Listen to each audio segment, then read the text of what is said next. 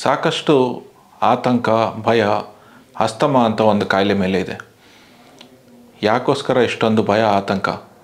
ಇದನ್ನು ದೂರ ಮಾಡೋಣ. ಹೇಗೆ? ಅದ್ರ ಬಗ್ಗೆ ತಿಳ್ಕೊಂಡು, ಅದ್ರ ಬಗ್ಗೆ ಹೆಚ್ಚಿನ ಮಾಹಿತಿ ಪಡ್ಕೊಂಡು ದೂರ ಮಾಡೋಣ. ನಾನು doctor Sharath Chandra, Shri Shankara cancer hospital Bengaluru ಈ ಆಸ್ಪತ್ರೆಯ ಪಲ್ಮನಾಲಜಿ ಡಿಪಾರ್ಟ್ಮೆಂಟ್ನಲ್ಲಿ ಕೆಲಸ ಮಾಡ್ತಾ ಇದ್ದೇನೆ. ನಮಸ್ಕಾರ.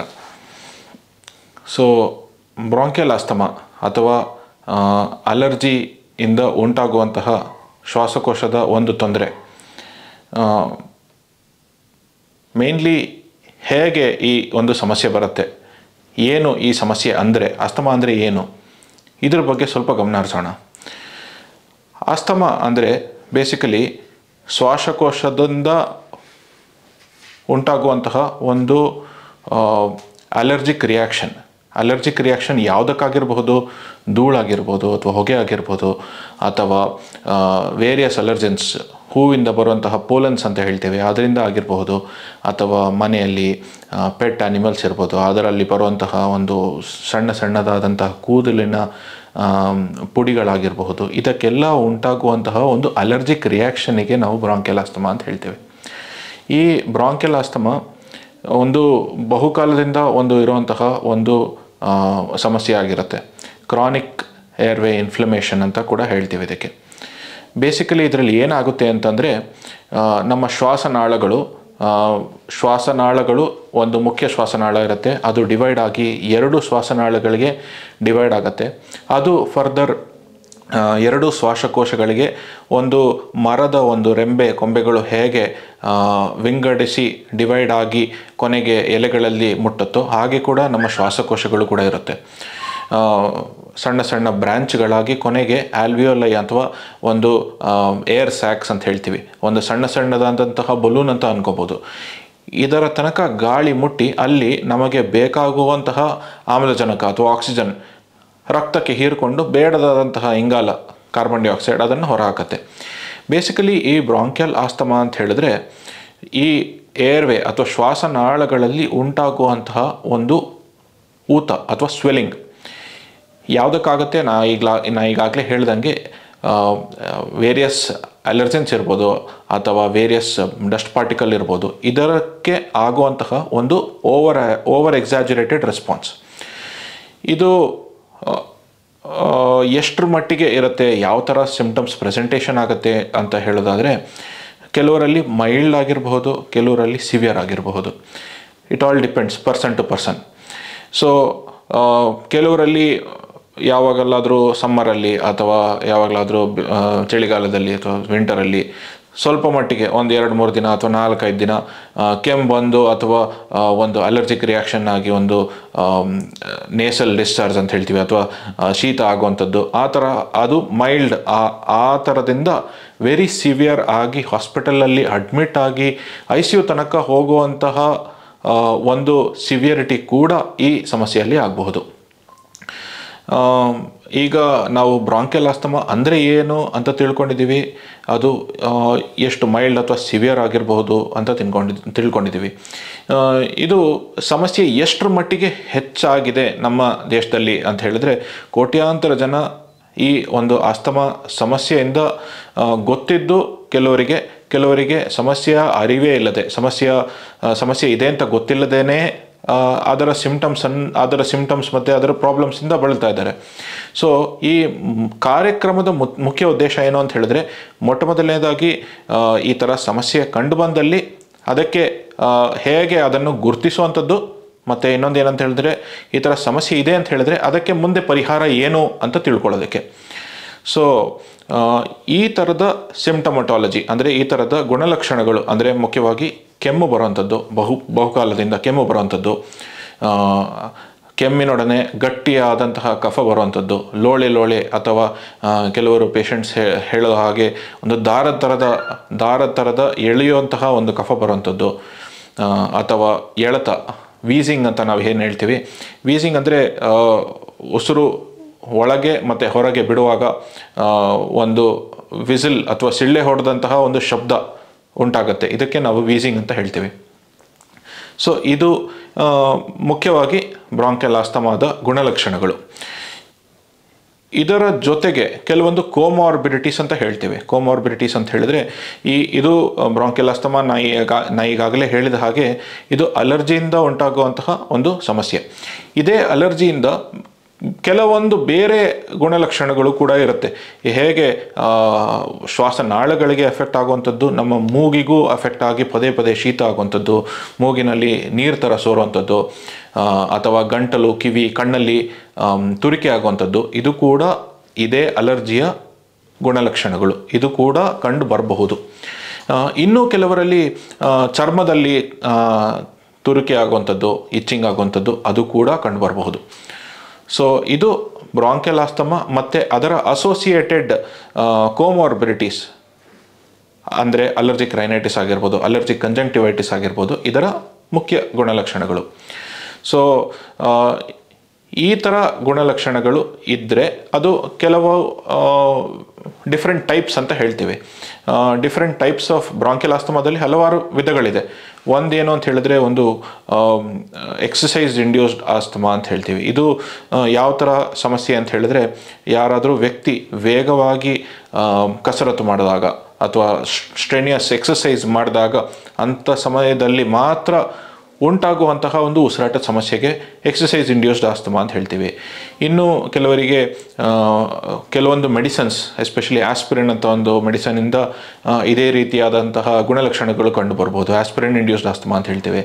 ಇನ್ನು ಕೆಲವರಿಗೆ ಒಂದು ಪೊಲ್ಯೂಟೆಂಟ್ಸ್ ಇರ್ಬೋದು, ಅಥವಾ ಕೆಲವೊಂದು ಫ್ಯಾಕ್ಟ್ರಿಗಳಲ್ಲಿ ವರ್ಕ್ ಮಾಡುವಂಥವರಿಗೆ ಕೆಲವೊಂದು ಕೆಮಿಕಲ್ಸಿಂದ ಮಾತ್ರ ಈ ಥರ ಸಮಸ್ಯೆ ಉಂಟಾಗುವಂಥದ್ದು.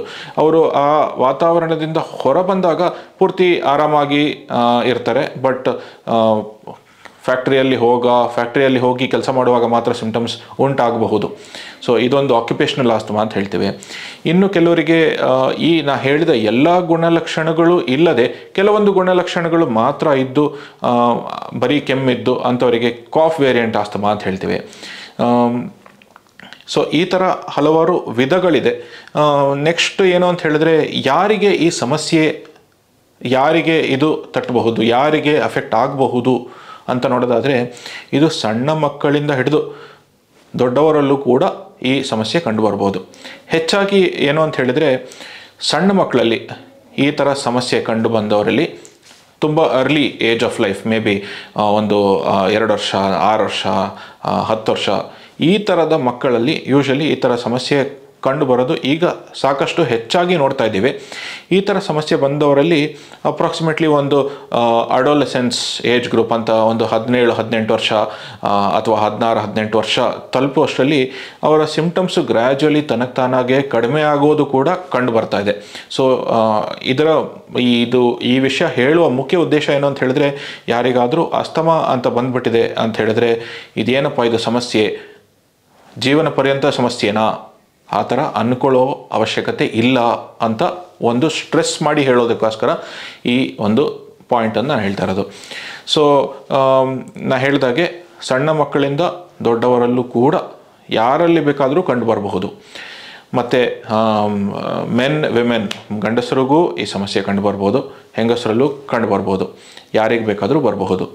ಬೇಸಿಕಲಿ ಏನು ಅಂತ ಹೇಳಿದ್ರೆ, ಮತ್ತೊಮ್ಮೆ ಹೇಳೋದಾದರೆ, ನಮ್ಮ ದೇಹ ಯಾವುದಾದ್ರೂ ಒಂದು ಅಲರ್ಜನ್ ಅಥವಾ ಫಾರಿನ್ ಬಾಡಿ, ಹೇಗೆ ನಾವು ಉಸಿರಾಟದ ಜೊತೆಗೆ ಗಾಳಿ ಜೊತೆ ಒಳಗೆ ಹೋಗಿದ್ದಾಗ ಅದಕ್ಕೆ ರಿಯಾಕ್ಷನ್ ಆಗಿ ಕೊಡುವಂಥದ್ದೇ ಈ ಸಮಸ್ಯೆ.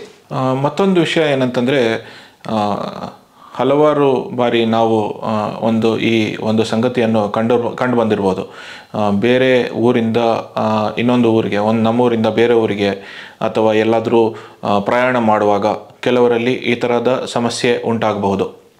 ಸೊ ಲೊಕೇಶನ್ ಅದು ಕೂಡ ಈ ಒಂದು ಸಮಸ್ಯೆಗೆ ಕೆಲವರಿಗೆ ಅಫೆಕ್ಟ್ ಆಗೋ ಸಾಧ್ಯತೆ ಇರ್ಬೋದು. ಹೇಗೆ ಇದನ್ನು ಎಕ್ಸ್ಪ್ಲೇನ್ ಮಾಡೋದು ಅಂತ ಹೇಳೋದಾದರೆ, ಒಂದೊಂದು ಜಾಗದಲ್ಲಿ ಒಂದೊಂದು ರೀತಿಯಾದಂತಹ ಅಲರ್ಜನ್ ಇರಬಹುದು. ಸೊ ಅದು ಒಂದು. ಅದರ ಜೊತೆಗೆ ಗಾಳಿಯಲ್ಲಿ ಇರುವಂತಹ ತೇವಾಂಶ, ಕೆಲವೊಮ್ಮೆ ಕೋಸ್ಟಲ್ ಏರಿಯಾದಲ್ಲಿ ಸಿಂಪ್ಟಮ್ಸ್ ಜಾಸ್ತಿ ಇಲ್ಲದೇ ಇರಬಹುದು. ಕೆಲವೊಂದು ಜಾಗಗಳಾದಂಥ ಬೆಂಗಳೂರಿಗೆ ಆಲ್ಮೋಸ್ಟ್ ಆಸ್ತಮಾ ಕ್ಯಾಪಿಟಲ್ ಅಂತಲೇ ಹೇಳೋ ಸುಮಾರು ಜನರಿದ್ದಾರೆ. ಸೊ ಇದು ಕೂಡ ಒಂದು, ಪೊಲ್ಯೂಷನ್ನಿಂದ ಕೂಡ ಈ ಸಮಸ್ಯೆಯು ಜಾಸ್ತಿ ಆಗಬಹುದು. Not only outdoor pollution, indoor pollution. For example, ಮನೆಯಲ್ಲಿ ಮತ್ತೊಬ್ಬರು ಯಾರೋ ಸ್ಮೋಕಿಂಗ್ ಕೂಡ ಬೇರೆಯವರಿಗೆ ಅಫೆಕ್ಟ್ ಆಗಬಹುದು. ಅದಕ್ಕೋಸ್ಕರ ಸ್ಮೋಕಿಂಗಿಂದ ಆದಷ್ಟು ದೂರ ಇರುವಂಥದ್ದು. ಆ್ಯಂಡ್ ಸ್ಮೋಕಿಂಗ್ ಅವರಿಗೆ ಅಫೆಕ್ಟ್ ಆಗದಲ್ಲೇ ಜೊತೆಗಿರುವವರಿಗೂ ಕೂಡ ಈ ಒಂದು ಸಮಸ್ಯೆ ಶ್ವಾಸಕೋಶದ ಇನ್ಫ್ಲಮೇಷನ್ನಿಗೆ ಕಾರಣ ಆಗಬಹುದು. ಇಷ್ಟಲ್ಲದೇ ಕೆಲವೊಮ್ಮೆ ನಮ್ಮ ಲೈಫ್ ಸ್ಟೈಲ್ ಅಂತ ಏನು ಹೇಳ್ತೇವೆ, ಅಂದರೆ ಸೆಡೆಂಟರಿ ಲೈಫ್ ಸ್ಟೈಲ್, ಕೂತಲ್ಲೇ ಕೂತಿರೋದು, ವೆಯ್ಟ್ ಗೇನ್ ಆಗುವಂಥದ್ದು, ಇದು ಕೂಡ ಈ ಅಸ್ತಮಾಗೆ ಒಂದು ಕಾಂಟ್ರಿಬ್ಯೂಟರಿ ಫ್ಯಾಕ್ಟರ್ ಅಂತ ಹೇಳಬಹುದು. ಇದು ಕೂಡ ಒಂದು ಅಂಶ. ಅಸ್ತಮಾ ಇದ್ದವರಿಗೆ ಅಥವಾ ಅಲರ್ಜಿ ಇದ್ದವರಿಗೆ ಇನ್ಫ್ಲಮೇಷನ್ ಅಂತ ಹೇಳೋದಕ್ಕೆ ಅದಕ್ಕೆ ಕಾರಣ ಆಗಿರೋ ಸಾಧ್ಯತೆ ಇರಬಹುದು. ಸಾಕಷ್ಟು ಕುತೂಹಲಗಳು ಮತ್ತು ಸಾಕಷ್ಟು ಪ್ರಶ್ನೆಗಳು ಉಂಟಾಗುತ್ತೆ. ನಾನೇನು ಸ್ಮೋಕಿಂಗ್ ಮಾಡೋದಿಲ್ಲ, ನನಗೇನು ಹ್ಯಾಬಿಟ್ಸ್ ಇರೋದಿಲ್ಲ, ಬಟ್ ಆದರೂ ನಾನು ಯಾಕೆ ಈ ಥರ ಬಳಲ್ತಾ ಇದ್ದೀನಿ ಅಂತ ನಿಮ್ಮಲ್ಲಿ ಸಾಕಷ್ಟು ಜನರಿಗೆ ಈ ಥರ ಒಂದು ಸಂದೇಹ ಇರಬಹುದು. ಇದು ಏನು ಅಂತ ಹೇಳಿದ್ರೆ, ಈ ಅಸ್ತಮಾ ಅಥವಾ ಅಲರ್ಜಿ ಅಂತ ಒಂದು ಸಮಸ್ಯೆ ಒಂದು ರಕ್ತಗತವಾಗಿ ಕೂಡ ಬರಬಹುದು. ಇದು ಏನು ಅಂತ ಹೇಳಿದ್ರೆ, ಎರಡು ಮುಖ್ಯ ಅಂಶಗಳಿರುತ್ತೆ. ಒಂದು, ರಕ್ತಗತವಾಗಿ ಬಂದಿರುವಂತಹ ಅಲರ್ಜಿ ಟೆಂಡೆನ್ಸಿ ಒಂದು, ಅದರ ಜೊತೆಗೆ ನಮ್ಮ ವಾತಾವರಣದಲ್ಲಿರುವಂತಹ ಡಸ್ಟ್ ಮತ್ತು ಪೊಲ್ಯೂಟೆಂಟ್ಸ್. ಸೊ ಇದು ಎರಡೂ ಕೂಡಿದಾಗ ಆವಾಗ ಸಿಂಪ್ಟಮ್ಸ್ ಕಂಡು ಬರುವ ಸಾಧ್ಯತೆ ಜಾಸ್ತಿ ಆಗಿರುತ್ತೆ. ಸೊ ನಮ್ಮ ಕೈಯಲ್ಲಿ ರಕ್ತಗತವಾಗಿ ಬಂದಿರುವಂಥದ್ದನ್ನು ನಾವೇನು ತಡೆಯೋದಕ್ಕಾಗೋದಿಲ್ಲ. ಆಲ್ಟರ್ನೇಟಿವ್ಲಿ ನಮ್ಮ ವಾತಾವರಣವನ್ನು ಆದಷ್ಟು ಶುದ್ಧೀಕರಿಸೋದು, ಆ್ಯಂಡ್ ನಮ್ಮ ವಾತಾವರಣದಿಂದ ಆದಷ್ಟು ನಾವು ಧೂಳು ಮತ್ತು ಹೊಗೆ ಮತ್ತು ಬೇಡದ ವಸ್ತುಗಳನ್ನು ಹಾಗೆ ಓಪನ್ ಏರ್ನಲ್ಲಿ ಸುಡುವಂಥದ್ದು, ಇದನ್ನೆಲ್ಲ ತಡೆದ್ರೆ ಸಾಕಷ್ಟು ಮಟ್ಟಿಗೆ ಸಿಂಪ್ಟಮ್ಸ್ ಎಲ್ಲ ಕಡಿಮೆ ಆಗುವಂಥದ್ದು ನಾವು ಕಂಡು ಬರ್ತೇವೆ. ಸೊ ಈಗಾಗಲೇ ಸಾಕಷ್ಟು ವಿಷಯಗಳನ್ನು ನಾವು ತಿಳ್ಕೊಂಡ್ವಿ. ಮತ್ತೊಮ್ಮೆ ಸಮ್ಮರೈಸ್ ಮಾಡೋದಾದರೆ, ಸೊ ಆಸ್ತಮಾ ಒಂದು ಅಲರ್ಜಿಯಿಂದ ಬರುವಂತಹ ಒಂದು ಶ್ವಾಸಕೋಶದ ತೊಂದರೆ. ಮುಖ್ಯವಾಗಿ ಬಹುಕಾಲದಿಂದ ಕೆಮ್ಮು, ಎಳೆತ ಬರುವಂಥದ್ದು ಅಥವಾ ವೀಸಿಂಗ್ ಅಂತ ಹೇಳ್ತೀವಿ, ವೀಸಿಂಗು ಅಥವಾ ಗಟ್ಟಿ ಕಫ ಬರುವಂಥದ್ದು ಈ ಸಮಸ್ಯೆಯ ಮುಖ್ಯ ಗುಣಲಕ್ಷಣಗಳು. ಇದರ ಜೊತೆಗೆ ಅಲರ್ಜಿಗೆ ಸಂಬಂಧವಾದ ಕೆಲವಾರು ಗುಣಲಕ್ಷಣಗಳು ಅಂತ ಹೇಳಿದ್ರೆ, ಮೂಗಲ್ಲಿ ನೀರು ಬರುವಂಥದ್ದು, ಕಣ್ಣಲ್ಲಿ ಕಡ್ತ ಆಗುವಂಥದ್ದು, ಗಂಟ್ಲಲ್ಲಿ ಕಡ್ತ ಆಗುವಂಥದ್ದು ಅಥವಾ ಚರ್ಮದ ನವೆ ಆಗುವಂಥದ್ದು, ಇದು ಕೂಡ ಕಂಡು ಬರಬಹುದು. ಇದು ಮುಖ್ಯವಾಗಿ ನಮ್ಮ ವಾತಾವರಣದಲ್ಲಿರುವಂತಹ ಒಂದು ಡಸ್ಟು, ಪೊಲ್ಯೂಟೆಂಟ್ಸು ಅಥವಾ ಪೋಲನ್ ಅಂತ ಹೇಳ್ತೇವೆ ಅದಿರ್ಬೋದು, ಅಥವಾ ಆ್ಯನಿಮಲ್ ಡ್ಯಾಂಡರ್ ಅಂತ ಹೇಳ್ತೀವಿ, ಅದರಿಂದ ಟ್ರಿಗರಿಂಗ್ ಆಗಿ ಸಿಂಪ್ಟಮ್ಸ್ ಜಾಸ್ತಿ ಆಗುವ ಸಾಧ್ಯತೆ ಇರಬಹುದು ಅಥವಾ ಅದರಿಂದ ಸಿಂಪ್ಟಮ್ಸ್ ಕಂಡು ಬರಬಹುದು. ರಕ್ತಗತವಾಗಿ ಕೂಡ ಇರಬಹುದು. ಮತ್ತು ನಮ್ಮ ವಾತಾವರಣದಲ್ಲಿ ಇರುವಂತಹ ಸ್ಮೋಕ್, ಡಸ್ಟ್ ಕೂಡ ಇದಕ್ಕೆ ಮುಖ್ಯ ಕಾಂಟ್ರಿಬ್ಯೂಟರಿ ಫ್ಯಾಕ್ಟರ್ಸ್ ಆಗಿರುತ್ತೆ. ಸೊ ಡಿಫ್ರೆಂಟ್ ಟೈಪ್ಸ್, ಹಲವಾರು ವಿಧಗಳು ಯಾವ್ದು ಅಂತ ತಿಳ್ಕೊಂಡಿದ್ದೀವಿ. ಅಲರ್ಜಿಕ್ ಆಸ್ತಮಾ ಜೊತೆಗೆ ಎಕ್ಸಸೈಸ್ ಆಸ್ತಮಾ ಇರ್ಬೋದು, ಅಥವಾ ಡ್ರಗ್ ಇಂಡ್ಯೂಸ್ಡ್ ಇರ್ಬೋದು, ಅಥವಾ ಕೆಲವೊಂದು ಆಕ್ಯುಪೇಷನಲ್ ಆಸ್ತಮಾ ಇರ್ಬೋದು. ಕೆಲವರಿಗೆ ಪೆರಿನಿಯಲ್ ಅಂತ ಹೇಳ್ತೀವಿ, ಅಂದರೆ ವರ್ಷದ ಕೆಲವೊಂದು ತಿಂಗಳಲ್ಲಿ ಮಾತ್ರ ಸಿಂಪ್ಟಮ್ಸ್ ಕಂಡುಬರುವಂಥದ್ದು, ಅಥವಾ ಕೆಲವರಿಗೆ ಎಲ್ಲ ಗುಣಲಕ್ಷಣಗಳು ಇಲ್ದಲೇ ಬರೀ ಕೆಮ್ಮು ಇರೋವಂಥದ್ದು. ಇದರ ಬಗ್ಗೆ ತಿಳ್ಕೊಂಡಿದ್ದೀವಿ.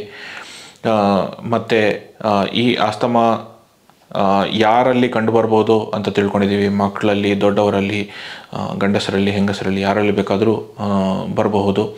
ಮತ್ತು ಈ ಥರದ ಆಸ್ತಮಾ ಅಥವಾ ಈ ಥರದ ಸಿಂಪ್ಟಮ್ಸ್ ಬಂದಾಗ ಎಷ್ಟು ಸಿವಿಯರಿಟಿ, ಮೈಲ್ಡ್ ಇರಬಹುದು, ಮಾಡ್ರೇಟ್ ಇರಬಹುದು, ಅಥವಾ ಸಿವಿಯರ್ ಆಗಿ ಅಡ್ಮಿಷನ್ ಮತ್ತು ICUನ ಅವಶ್ಯಕತೆ ಬರುವಂಥ ಸಂದರ್ಭ ಕೂಡ ಬರ್ಬೋದು ಅಂತ ತಿಳ್ಕೊಂಡಿದ್ದೀವಿ. ಸೊ ಈ ಥರ ಯಾವುದಾದ್ರೂ ಸಮಸ್ಯೆ ಬಂದರೆ, ಯಾರಿಗಾದರೂ ಸಮಸ್ಯೆ ಬಂದರೆ ಅದಕ್ಕೆ 100% ಅದಕ್ಕೆ ಪರಿಹಾರ ಇದೆ, 100% ಅದಕ್ಕೆ ಟ್ರೀಟ್ ಮಾಡಬಹುದು. ಅದಕ್ಕೆ ಏನು ಸಿಂಪ್ಟಮ್ ಕಂಟ್ರೋಲಿಗೆ ಏನೇನು ಮಾಡಬೇಕಾಗುತ್ತೋ ಎಲ್ಲ ಮಾಡಬಹುದು. ಇದಕ್ಕೆ ಏನು ಮಾಡಬೇಕು ಅಂತ ಹೇಳಿದ್ರೆ, ಈ ಥರ ಗುಣಲಕ್ಷಣಗಳು ಬಂದಾಗ ಕೆಲವೊಂದು ಟೆಸ್ಟ್ಗಳು ಬೇಕಾಗುತ್ತೆ. ಪಲ್ಮನರಿ ಫಂಕ್ಷನ್ ಟೆಸ್ಟ್ ಅಂತ ಬೇಕಾಗುತ್ತೆ, ಮತ್ತು ಎಕ್ಸ್ರೇ ಬೇಕಾಗುತ್ತೆ. ಇದ್ರ ಬಗ್ಗೆ ಇನ್ನೂ ಹೆಚ್ಚು ಮಾಹಿತಿಯನ್ನು ಮುಂದಿನ ಸಂಚಿಕೆಯಲ್ಲೇ ನೋಡೋಣ. ಮತ್ತು ಇನ್ನೂ ಕೆಲವೊಂದು ಡೌಟ್ಸ್ ಅಥವಾ ಕೆಲವೊಂದು ಶಂಕೆಗಳು ಇದ್ದಾಗ ಅದೆಲ್ಲ ಅದರ ಬಗ್ಗೆ ಕೂಡ ನೆಕ್ಸ್ಟ್ ಮುಂದಿನ ಸಂಚಿಕೆಯಲ್ಲಿ ನೋಡೋಣ. ಸೊ ಇಲ್ಲಿವರೆಗೆ ಇಷ್ಟು ತಿಳ್ಕೊಂಡಿದ್ದೀವಿ, ಮತ್ತೆ ನೋಡೋಣ. ನಮಸ್ಕಾರ.